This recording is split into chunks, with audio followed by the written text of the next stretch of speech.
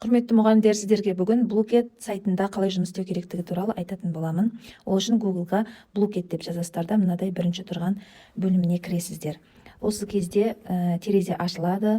Әрине бұны қазақшаға немесе орысшаға аударып алсаңыздар болады. Тілді ауыстырғанда барлық беттегі жазулар, бірақ ол тілге аударылмайды. Біз әуелі Get Started деген жазу арқылы кіреміз. Сол кезде тіркелу керек болады. Туған күніңіз, айыңыз, жылыңыз жазып, ана жерге тичка қоямыз. Ары қарай электронды почта сұрайды. Сол жерге электронды почталарыңызды жазасыздар және пароль ойлап табасыздар. Бұл сайтқа мен мұғалім ретінде кіріп жатырмын. Парольді жазғаннан кейін, 2 рет қайталап жазғаннан кейін, осындай жазу шығады. Сохранитті басасыздар да, сосын тичка қоясыз мына жерге, аты жөніңізді жазып қоясыз.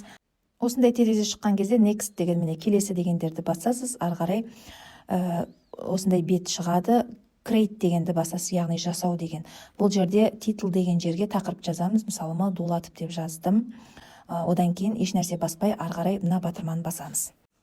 Сосын осындай парақша ашылады. Бұл жерде міне жоғарыда add question деп тұр ғой, сұрақ құрастыру. Осыны басып, жаңадан сұрақ енгіземіз өзімізше. Мінекей 4 варианты бар.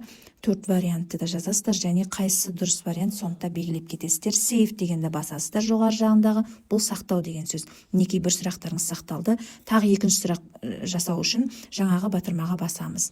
Және сұрағымызды жазамыз да, оны да сақтаймыз. Мен бұл жерде Міржақып Дулатовтың Бақытжан Жамалына қатысты композициялық талдау ретінде 6 сұрақ құрастырдым. Сұраққа өзгеріс енгізу үшін edit дегенді басамыз да, сол жерде мысалы секундын өзгертуге болады, немесе сұрақты басқа да жауаптарын өзгертіп қайтадан сақтасақ, ол сақталып тұрады. Барлық тест сұрақтарын жазып болғаннан кейін Save Set деген батырманы басамыз. Сол кезде міне біздікі жеке өзі папка болып сақталды. Келесі папканы жазу үшін қайтадан Create'ті басып, мысалы Абай Құнанбаев деп жазсаңыз, сақтасаңыз, ол да тұрады. Міне My Sets дегенге келетін болсақ, жаңағы Абай Құнанбаев та Міржақып Дулатов та папка болып жеке-жеке тұрады. Хост батырмасын басқан кезде жаңағы сұрақтарымыз ойынға айналады. Терезе ашылады осындай. Осы жерде классик деген нұсқаны таңдадым мен, сөйтіп ары қарай хостты таңдадым. Осындай парағы ашылады. Міне 6 сұрақ тұр. Оны өзгертпейміз. 6 сұрақ күйінше қалады, себебі біз 6 сұрақ құрастырдық. Енді host no дегенді басқан кезде міне осындай терезе ашылады. Осы терезе шыққан кезде бір more деп тұрған бір ойыншы қатысса да болады деген сөз, минимум. Енді мына жерде сілтеме беріліп тұр, playblocket.com деген, сол сайтқа кіре отырып, оқушылар ID-ді тере отырып, осы ойынға қатыса алады. Немесе мына сол жақ шетінде QR тұр, сол арқылы да ойынға қатысса болады.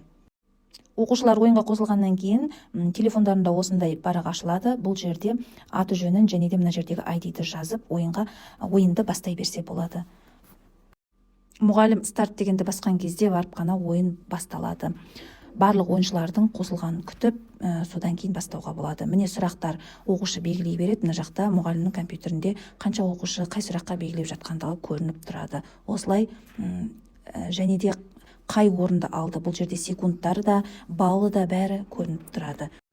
Сұрақтардың барлығын белгілеп болғаннан кейін оқушылардың нәтижесі шығатын болады. Қатысқан оқушы, бір оқушы қатысса, бір оқушының нәтижесі, болмаса 2 оқушы қатысса, 2 оқушының нәтижесі.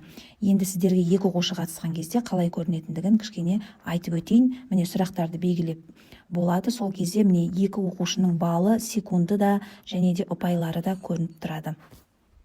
Өте қызықты ойын, менің оқушыларыма өте қатты ұнағандықтан да сіздермен бөлісуді жөн көрдім. Пайдаларыңызға, кәделеріңізге жарасын. Мінекей, оқушылар барлық сұраққа жауап бергеннен кейін осылай бірінші орынды кім алды, екінші орынды кім алды, бәрі шығып тұрады. Бұл ойынды тек қана сабақтың үстінде орындап қана қоймай, үй жұмысы ретінде берсе де болады. Ол үшін мына Assing деген батырманы басамыз. Сол кезде міне үй жұмысына арналған терезесі ашылады. Осы жерде ойынның форматын таңдаймыз, түрін, одан кейін қай кезде орындау керек, қай кезге шейін орындау керек, соны, яғни кестесін дейміз ғой, расписаниясын, соның уақытын көрсетеміз. Сосын қанша сұраққа жауап беру керек, соны көрсетіп, назначить сейчас деген батырманы басып, оқушыларға жіберетін боламыз.